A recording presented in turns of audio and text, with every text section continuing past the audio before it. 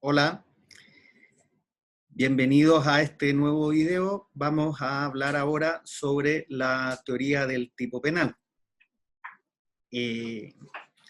Como lo he dicho en otros videos, acá lo que se hace es un resumen lo más esquemático posible de todos los contenidos que se estudian dentro de cada tema, también por formación metodológica. A lo mejor cada profesor verá alguna categoría en otro elemento del delito, pero para evitar confusiones, yo les sugiero dos cosas. Lo primero es que estudien de algún texto, de algún manual al uso. Yo les sugiero el mío, que es el de editorial Librotecnia. Es disponible en librotecnia.cl, con despachos a domicilio a todo Chile. Y también, si quieren tener clases directas, yo les sugiero que se puedan inscribir en mi academia, que es Tutores Derecho Capacitaciones. Toda la información disponible está en tutoresdc.cl.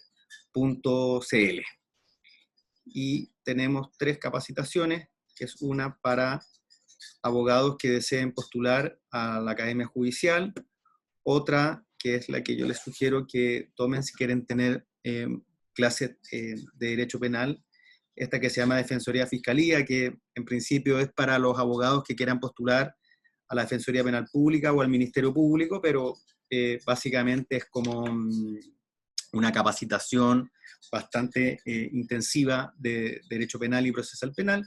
Y tenemos otra capacitación que se llama Tutores Diplomáticos. Toda la información está disponible en nuestra página web, tutoresdc.cl. Se pueden contactar a través del WhatsApp y aquí hay un número de contacto. Vamos ahora a nuestra clase. Vamos a comenzar entonces con la teoría del tipo penal.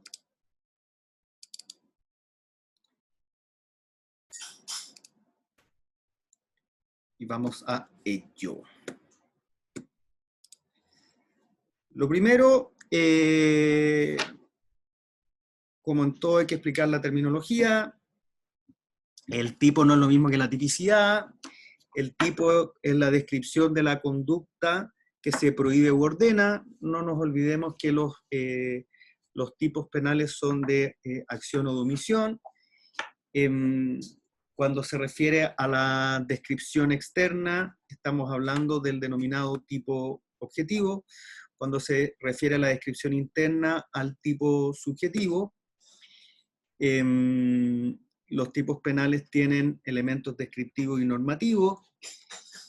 Los elementos descriptivos son los que no requieren de una especial valoración normativa, social o cultural, y los normativos son aquellos que requieren de una especial valoración normativa, social y cultural. Recordemos que cuando se interpreta la ley penal, siempre.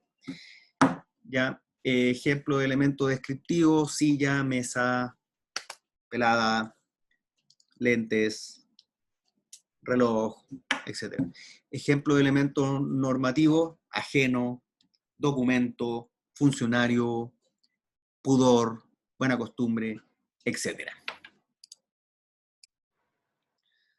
¿Cuáles son los fundamentos de la teoría del tipo?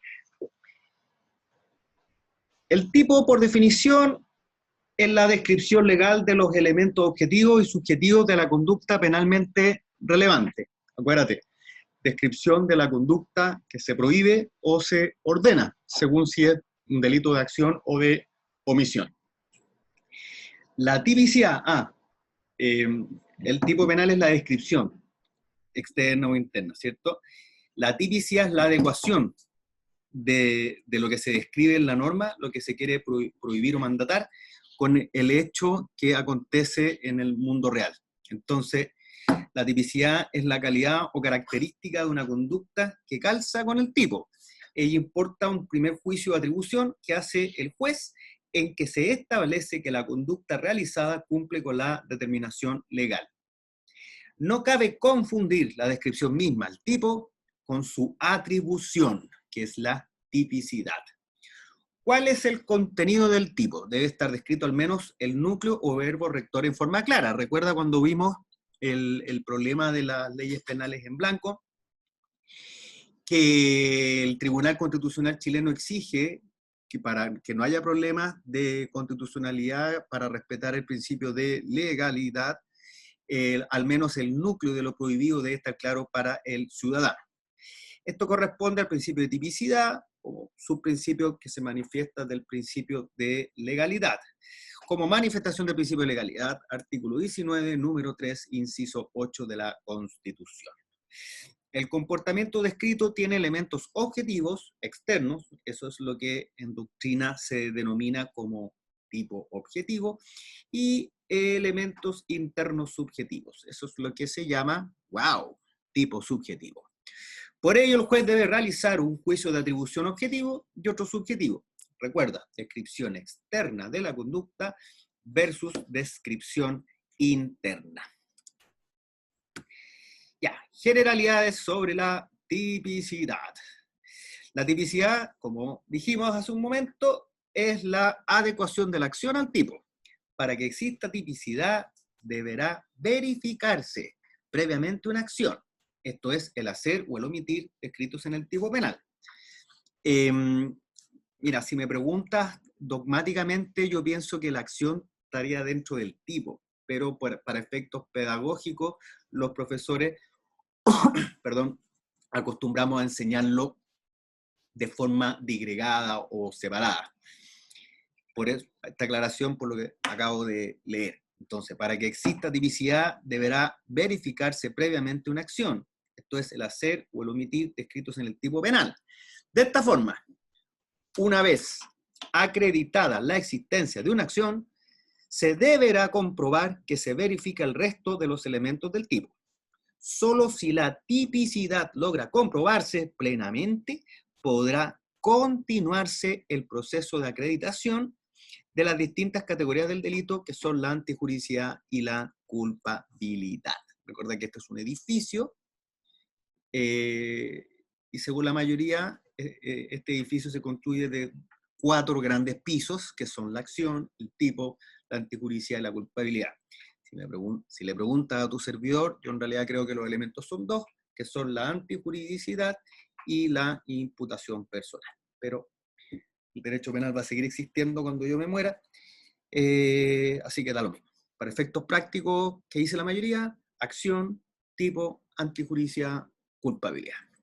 Vamos ahora a la teoría de los elementos negativos del tipo, que es bien curiosa esta situación porque nadie la sigue, pero todos la siguen.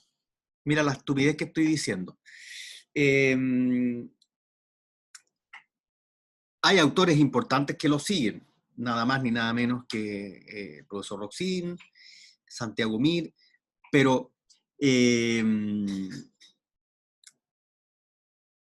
el fondo todos la siguen.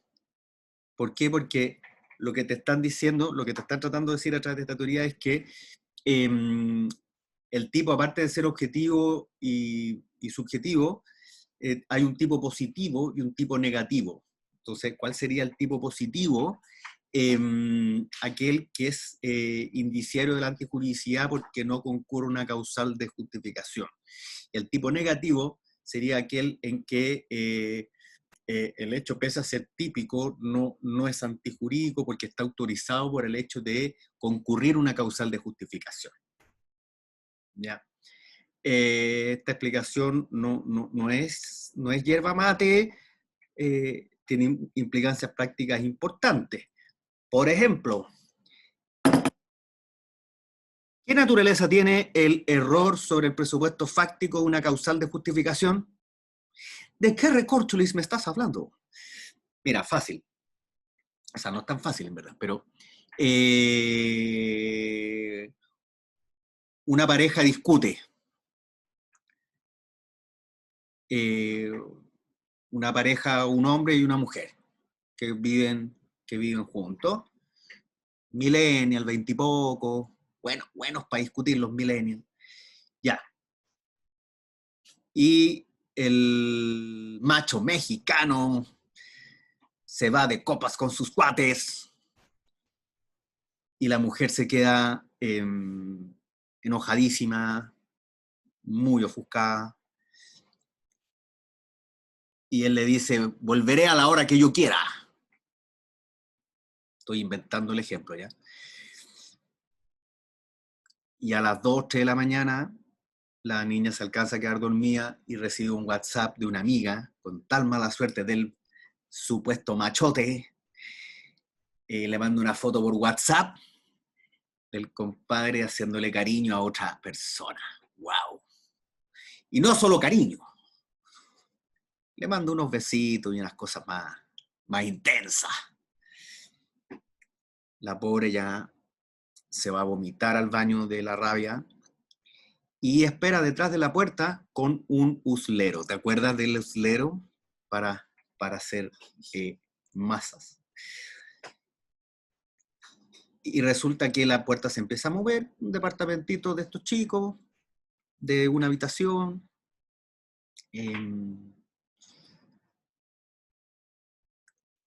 Ella va corriendo, apaga todas las luces, espera detrás de la puerta se abre, y ella con toda su rabia le pega con el uslero en la cabeza a la persona que entra y resulta que no era el novio.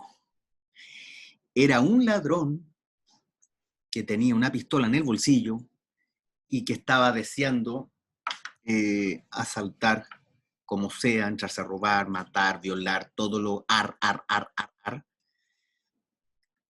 y le pega muy fuertemente en la cabeza y lo deja con lesiones graves. Pregunta. ¿Actúa ella en legítima defensa? ¿Qué es lo que ella conocía y sabía? Que él estaba partiendo el mate al pololo infiel. ¿Qué es lo que pasó en la práctica? ¿Qué fue lo real? Se estaba defendiendo de un medio racional frente a una agresión ilegítima y ella no provocó la agresión. Es legítima defensa, ¿no? Bueno, se discute por el tema de si se exige el aspecto subjetivo de la causal de justificación, el actuar en. ¿Ya? Bueno, si tú sigues la teoría de los elementos negativos del tipo, ¿qué error sería? ¿De tipo o de prohibición? ¡Cha-cha-chan! ¿Ves, Jerez, lo importante que es ser consecuentes con tu escuela dogmática o con las teorías que tú sigas? No confundas el error con el error de hecho y de derecho, que le gusta el bicho a los civilistas, porque todos los errores son de hecho y de derecho. ¿Es error de tipo o de prohibición? Ya. Si tú sigues la teoría de los elementos negativos del tipo, es un error de tipo. ¿Cuál es el problema? Que la ley chilena no dice nada. Entonces, pongámonos serios. Como la ley nada dice, ¿qué interpretación tienes que efectuar? Una interpretación favorable al reo. ¿Y qué error es más beneficioso? ¿El error de tipo o de prohibición? Contéstate. Contéstate a ti solo. ¿Sí? Sé que estoy loco, pero no tanto. ¿Es error de tipo o de prohibición? ¿Cuál es más beneficioso? El error de prohibición. Ah, te equivocaste. El error de prohibición es más beneficioso. No, pues nada que ver. Es más beneficioso el error de tipo. ¿Por qué más beneficioso el error de tipo que el error de prohibición? ¿Qué está hablando este hombre? El error de tipo es más beneficioso que el error de prohibición porque el error de tipo excluye el dolo. Estamos hablando del error vencible. Sí, en ambos casos es invencible, o sea, hasta el más imbécil, hasta el rey de los imbéciles se habría dado cuenta del error. Si es vencible, el error de tipo excluye el dolo. Y si se excluye el dolo, subsiste la culpa. Y la incriminación de la culpa en Chile es excepcional, un sistema de números cerrado.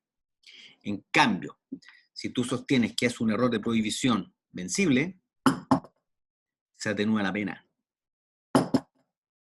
Por eso es más beneficioso el error de tipo. ¿Ya? Perdón por la película de Almodóvar, de ir y venir, que después nadie entiende el final. No es de disperso, pero es que es necesario poner este tipo de ejemplos para lo que voy a leer ahora. Teoría de los elementos negativos del tipo. Una implicancia de seguir esta teoría, por ejemplo, es que el error sobre el presupuesto fáctico de una causal de justificación es un error de tipo. Y aunque no siguiera la teoría de los elementos negativos del tipo, como la ley nada dice, y la interpretación tiene que ser a favor del reo por el indubio, también es un error de tipo porque es más beneficioso que el de prohibición. Dicho lo dicho, teoría de los elementos negativos del tipo sostiene la unidad de los tres primeros elementos o categorías del delito: la acción, tipicidad y antijuridicidad. Conforme a esta teoría, para que una conducta sea típica, debe verificarse primero el denominado tipo positivo, que se acreditaría con la actualización de todos los elementos descritos en el tipo penal. Pero esto no bastaría para configurar la tipicidad. Me estoy creyendo Luisito Comunica, que lo sigo harto y me hace reír. Pero esto no bastaría para configurar la tipicidad, pues restaría, en segundo lugar, que se acredite el tipo negativo, es decir, la ausencia de causas de justificación. Así, tipo positivo, acreditación de los elementos descritos en el tipo penal, más tipo negativo, ausencia de causas de justificación, configurarían la tipicidad. Sigamos. ¿Cuáles son las funciones del tipo penal? Sus funciones básicas. El tipo cumple con dos funciones indispensables en un Estado de derecho. Primero, una función de garantía. En segundo lugar, una función dogmática. ¿En qué consiste la función de garantía? Que estamos hablando de una valoración político-criminal. Impide el abuso del derecho penal sobre el ciudadano y limita el accionar de la autoridad estatal, de tal forma que ésta debe ajustar sus determinaciones a los límites establecidos por el ordenamiento jurídico. ¿Y cuál es su función dogmática? Consiste en describir los elementos cuyo desconocimiento excluye el dolo. Veamos ahora la división entre tipo objetivo y tipo subjetivo. El análisis de la tipicidad, así como su acreditación, se realiza desde lo que la teoría del delito denomina tipo objetivo y subjetivo. Los elementos objetivos del tipo describen la parte externa, objetiva del hecho. Los sujetos, los objetos, la conducta típica, las circunstancias típicas especiales, etc. Aquí la lámina dice sujeto activo, bueno, también el sujeto pasivo, el objeto es material o jurídico, la acción, la conducta típica, la situación, las circunstancias típicas especiales, la modalidad, etc. Los elementos subjetivos se refieren a la descripción interna, es decir, dolo, culpa, elementos subjetivos especiales. Cuando hablemos de dolo, por favor, olvídate del derecho sucio. Aquí no se le infiere injuria a nadie. Cuando hablamos de dolo, en materia penal, estamos hablando de conocer y querer la realización de los elementos del tipo objetivo. La culpa se refiere a la infracción de deberes de cuidado y los elementos subjetivos especiales son ánimos, aquellos ánimos que van más allá del dolo, como el ánimo de lucro en el hurto, como el ánimo de injuriar en los delitos contra el honor, en la injuria. Yo he visto en audiencias ilustres abogados de la plaza diciendo que la calumnia exige ánimo de injuriar. No, señor. Los elementos subjetivos del tipo muestran la parte psíquica y espiritual del autor, así como su visión del mundo, el dolo, la imprudencia, motivos especiales, tendencias especiales y ánimos. Acuérdate, son aquellos ánimos que van más allá del dolo. Vamos a la tipicidad objetiva. El tipo objetivo, elementos. Acuérdate, sujetos, objetos, conducta típica, circunstancias típicas especiales. La doctrina es casi unánime en considerar que forman parte del tipo objetivo los siguientes elementos: la acción, el bien jurídico, el sujeto activo, el sujeto pasivo, el objeto de la acción, las circunstancias de tiempo, modo y lugar, los elementos descriptivos, los elementos normativos y el resultado. Vamos por parte, dijo Jack el Destripador. La acción. Todo tipo penal describe una acción o una omisión. Algunos tipos complejos describen más de una acción, o bien la suma de una acción y una omisión. Esto depende de qué es lo que el legislador quiere impedir, o qué acción quiere que el destinatario de la norma realice. A este elemento del tipo suele denominársele núcleo del tipo. Algunos le llaman verbo rector. Lo que no puede permitirse es un tipo penal que no describa de forma clara la acción prohibida o exigida. Recuerda que los delitos pueden ser de acción o de omisión. Acuérdate que el tipo consiste en la descripción de la conducta que se prohíbe o ordena.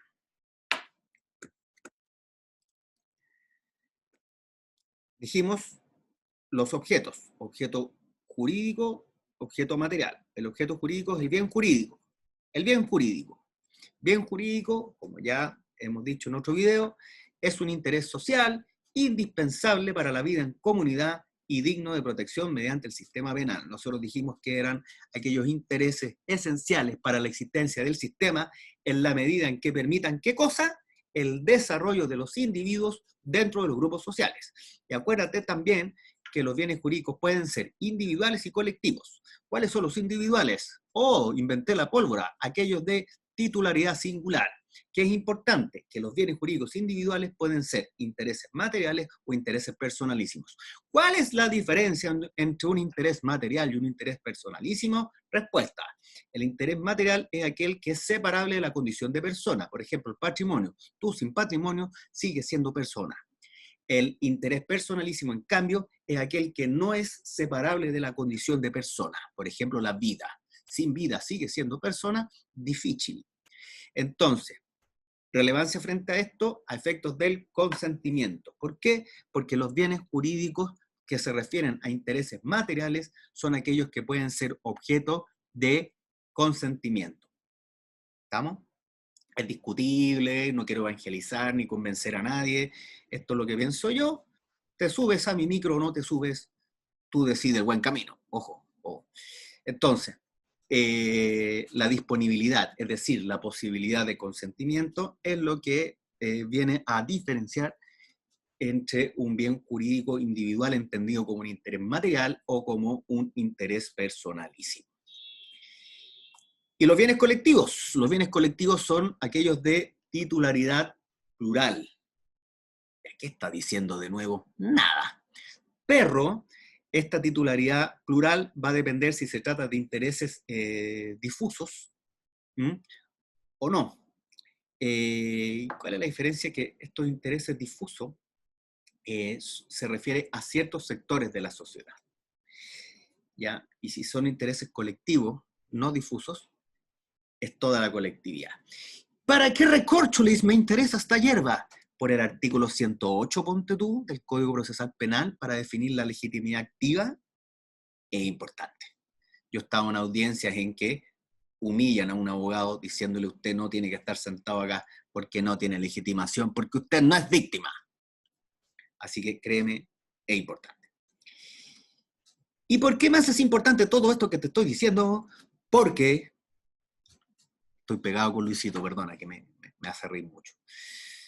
Porque la técnica de tipificación es distinta según la clase de bien jurídico. Me explico. Si se trata de un bien individual, la técnica de tipificación es la del delito de lesión. Es decir, ahí es, no quiero decir claramente distinguible, pero es dogmáticamente distinguible entre la tentativa, la frustración y la consumación. ¿Mm? Si el bien es colectivo, la técnica de tipificación es la del delito de peligro abstracto. ¿Qué quiere decir eso? Antijuridicidad material, que es la lesión o puesta en peligro de bien jurídico. Entonces, yo pienso que los bienes colectivos que se refieren a delitos de peligro abstracto no hay tentativa ni frustración, solo consumación. ¿Por qué? Porque la puesta en peligro es menoscabo. ¿Pero por qué estoy diciendo eso? Porque no puede haber puesta en peligro de la puesta en peligro. La puesta en peligro en el bien individual es tentativa o frustración y la lesión es consumación. En cambio, en el delito de peligro abstracto, la lesión coincide con la puesta en peligro, porque es un delito que protege bienes colectivos. Por lo tanto, la puesta en peligro sería consumación. Y por eso no habría tentativa ni frustración en el bien que protege, en el delito que protege un bien colectivo. Manejo en estado de ebriedad. ¿Cuándo es tentativa? Cuando te compras el whisky, cuando vas caminando al auto, cuando vas buscando la llave ebrio y no te la buscas, no te la encuentras en el pantalón, estaría todo Chile preso. Me parece que la falta de certeza es indefendible. Volvamos a lo que nos convoca. El bien jurídico, objeto jurídico, entonces, el bien jurídico es un interés social indispensable para la vida en comunidad y digno de protección mediante el sistema penal. Debe cumplir con una doble función. La función sistemática, que clasifica los tipos penales según el objeto de protección, y la función de graduación del injusto, con base en la cual puede determinarse qué tanto se lesionó o puso en peligro el bien jurídico. Vamos a los sujetos y empecemos por el sujeto activo. El sujeto activo, pues, es la persona, humana o jurídica. Acuérdate que desde la ley 20.393, más de algún abogado me ha dicho, ¡ah, la ley nueva! 2009, nueva, 11 años, bueno. Sujeto activo es la persona humana o jurídica que realiza el tipo.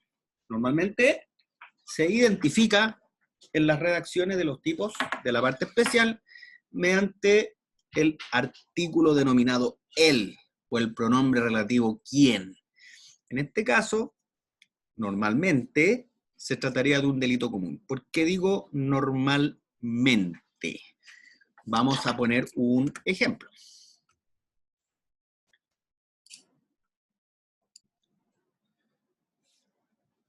Este ejemplo que les voy a dar es súper importante.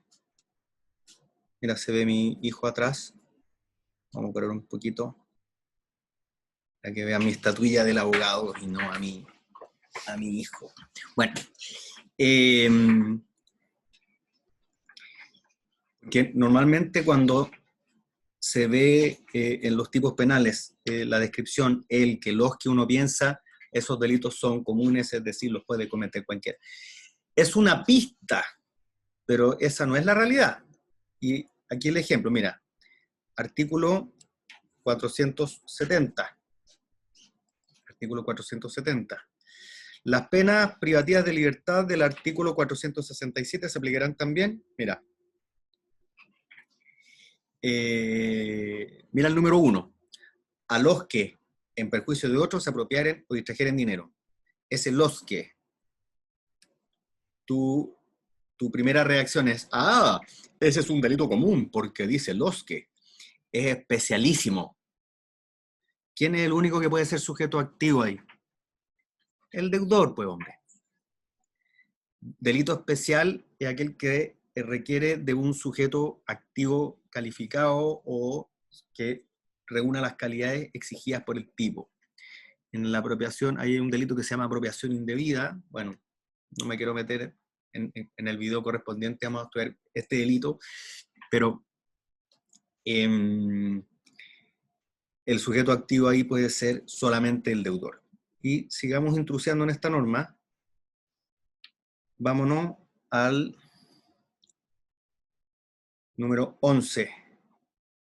Al que, teniendo a su cargo la salvaguardia o la gestión del patrimonio de otra persona, o de alguna parte de este en virtud de la ley, de una orden de la autoridad, o de un acto o contrato, ley, rogar, perjuicio, sea ejerciendo abusivamente facultades para disponer por cuenta de ella o obligarla, sea ejecutando u omitiendo cualquier otra acción de modo manifiestamente contrario al interés del titular del patrimonio afectado.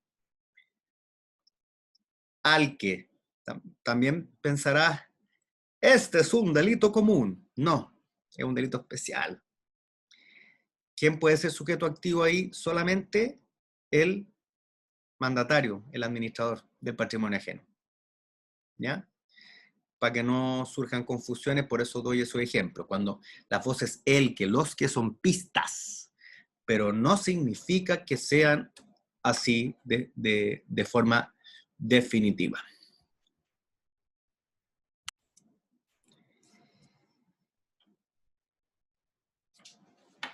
Bueno, al sujeto activo suele también denominársele agente, también se le denomina autor. Existen tipos penales que exigen una calidad especial en el sujeto activo, lo que estábamos explicando recién.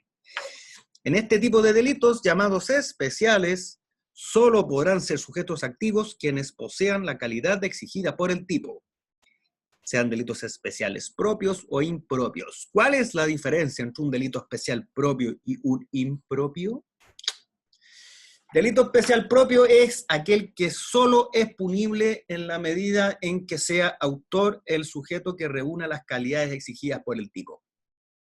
Punto y pelota, como dicen en España. El delito especial impropio, en cambio, es aquel en que, si el sujeto activo no reúne las calidades exigidas por el tipo, existe un título de imputación correlativo, es decir, se cometería un delito común. Un ejemplo que no me gusta, pero es como el más pedagógico. Malversación de caudales públicos en su vertiente de peculado, si el sujeto activo no es funcionario, cometería un hurto. Acá hay un ejemplo que me gusta. Fraude al fisco. Según la mayoría, artículo 239 del Código Penal chileno, según la mayoría, si el sujeto activo no es funcionario, cometería una estafa. Yo no puedo estar más en desacuerdo y te quiero explicar por qué.